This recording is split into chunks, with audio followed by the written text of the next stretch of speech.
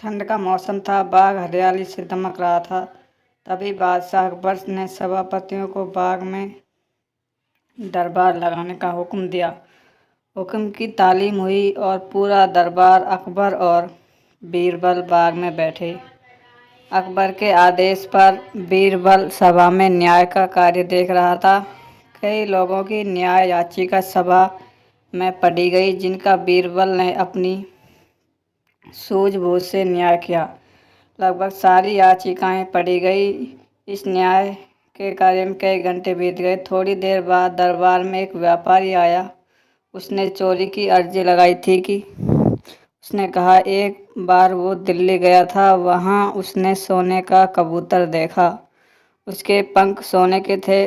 उसने वो कबूतर पूरे 10 सोने के सिक्के देकर खरीदा। दिल्ली से आने के बाद उसने उस कबूतर को अपने घर में पिंजरे में रखा और रोज सुबह और शाम को उसे दाना डालता था।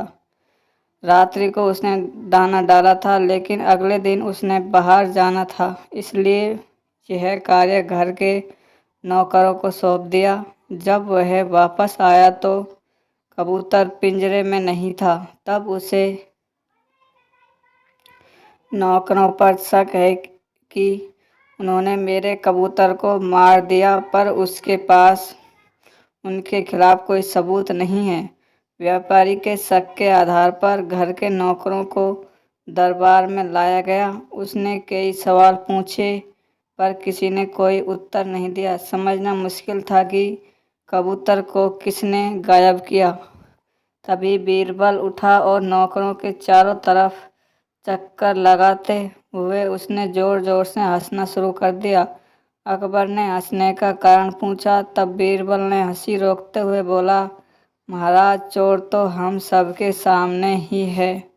उसने जब कबूतर को पकड़ा तो कबूतर के पंख उसकी पीठ पर कमीज के ऊपर चिपक गए, जिसे वो हटाना भूल गया और दरबार में आ गया।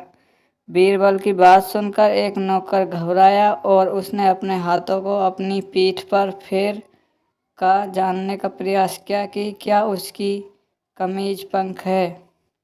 ऐसा करते उसे बीरबल ने देख लिया और झट से उसे आगे कर चोर के रूप में दरबार में पेश किया। सबने उसकी कमीज देखी, जिस पर कोई पंख नहीं था। तब बीरबल ने कहा, उसने चोर को पकड़ने के लिए झूठ कहा था। उसे पता था जिसने चोरी की है वो जरूर अपनी पीठ की तरफ अपने हाथ बढ़ाएगा और अन्य नौकर सहजता से दरबार में खड़े रहेंगे। और यही हुआ। इस तरह बीरबल ने सोने के कबूतर की चोरी का न्याय किया, जिसे देखकर अकबर ने बीरबल की तारीफ की और सभी दरबारियों का चेहरा उतर गया।